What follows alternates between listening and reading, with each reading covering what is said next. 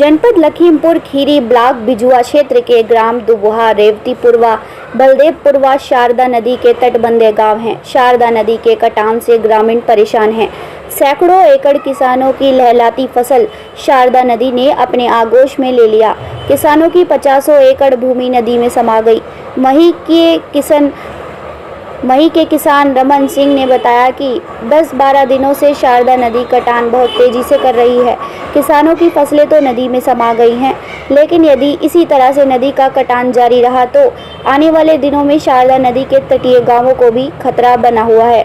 वहीं शारदा नदी के कटान को रोकने के लिए पिछले सन में जो सरकार ने 23-24 करोड़ की लागत से जो परियोजना बांध सरकार ने बनवाया था, वो भी अब खतरे में दिख रहा। किसान और ग्रामीण बहुत परेशान हैं। वहीं बिजुआ ग्राम प्रधान समर्थक उत्कर्ष दीक्षित रेवतीपुरवा शारदा नदी के किनारे पहुंचे और किसानों से मिले, का दुख दर्द समझा और हर संभव मदद करने का आश्वासन दिया। वहीं इस मौके पर बिजुआ से राहुल मिश्र, अमन, मनोज, रमन सिंह, रेवतीपुरवा के किसान लोग मौजूद।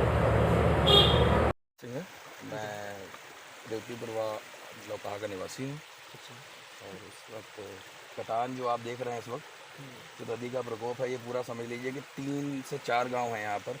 एक आपका दुबहा, रेवतीपुरवा, मिस्त्रीपुरवा, बलदेवपुरवा, ये 3 से 4 गांव हैं जो इस वक्त जिस हिसाब से जो नदी चल रही है, लग नहीं रहा कि हिसाब से कि ये गांव बचेंगे।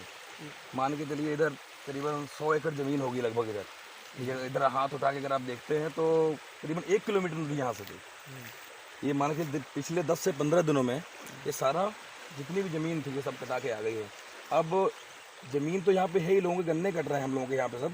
इसके बाद 3 से 4 गांव हैं जो बिल्कुल नदी के किनारे पर हैं। ऐसे कौन कौन से गांव हैं यहाँ पर जो कटान? ये आप दुबहा है, रेवतीपुरवा है और उसके बगल वाला मिस्त्रीपुरवा है। ये सब 3 से 4 गाँव है, लोकाहा है। इन्हीं गाँव की जो है किसानों की ज़मीन कट रही है। हाँ, किसानों की ज़मीनें तो कट रही हैं। अब लोगों के जो इतने बड़े बढ़िया आशियाने बने हैं वो सब उजड़ जाने हैं। अच्छा, अभी तक शासन प्रशासन ने कोई सुध नहीं ली? नहीं, शासन प्रशासन ने क्या सुध तो ली है, पर बात यह है कि अब इतना ज़्यादा पानी आ गया है। जो समय होता है किसी चीज़ का शुद्ध लेने के लिए, उस वक्त तो कोई आता नहीं है। अब जब पानी इतना ज़्यादा बढ़ गया तो इस वक्त प्रशासन और शासन भी क्या करेगा। अगर तो पिछली बार ये जो परियोजना यहाँ पर लगाई थी 24 करोड़ की, ये परियोजना लगी है इसके आगे। पिछली बार अधिकारी को क्या चाहिए था कि उसके पीछे भी ये परियोजना लगनी चाहिए थी। पिछली बार ये परियोजना पास भी हो गई, उसके बाद भी ये फिर परियोजना, उसके बाद कुछ आला अधिकारी आए, उन्होंने कहा कि अभी परियोजना नहीं लग पाएगी। अगर यही परियोजना आपके पीछे बजेड़ा गांव पड़ता, अगर वहां तक लग गई होती तो आज ये जो 100-150 एकड़ जो गन्ना कट गया लोगों का और ये जो गांव कटने की कगार पर हैं, ये नहीं करते थे। अगर प्रशासन पहले से अगर ध्यान दे लेता तो ऐसा आप लोगों को बिल्कुल ये जो नज़ारा आप देख रहे हैं ना, तो ये सब नहीं है मिलता और यहाँ की स्थिति और बहुत ज़्यादा अच्छी हो जाती। और यहाँ पर आगे आपके अकालगढ़ के सामने ये जो ठोकरें लगी हैं, उससे बहुत ज़्यादा अच्छा प्रभाव पड़ा है।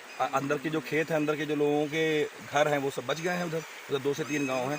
पर हाँ, अगर इसी तरीके से नदी का कटान चलता रहा, ये जो इधर आगे जो परियोजना लगी है 23 से 24 करोड़ की, वो भी पूरी तरीके से बह जानी है। क्योंकि जो नदी जो है ना, ये अंदर बहुत घुस गई है और ये जो परियोजना है वो अंदर रह गई है आगे को, और नदी जो है परियोजना के पीछे से हिट कर रही है। तो ये परियोजना जो बनी हुई है खतरे में दिख रही है? ये दिख नहीं रही है, ये पूरी तरीके से खतरे में आ चुकी है। और उसके बाद भी अभी भी अगर अधिकारी चाहें तो कुछ फ्लड फाइटिंग के लिए कुछ ना कुछ कर सकते हैं, पर अभी तक ऐसा कुछ शुरू तो हुआ नहीं है। अगर सरकारें चाहें, प्रशासन शासन चाहे तो ये तो कुछ भी नहीं है, बड़ी से बड़ी नदियाँ कंट्रोल हो सकती हैं। पर अब ये तो सब शासन पर और प्रशासन पर डिपेंड करता है कि वो क्या चाहते हैं।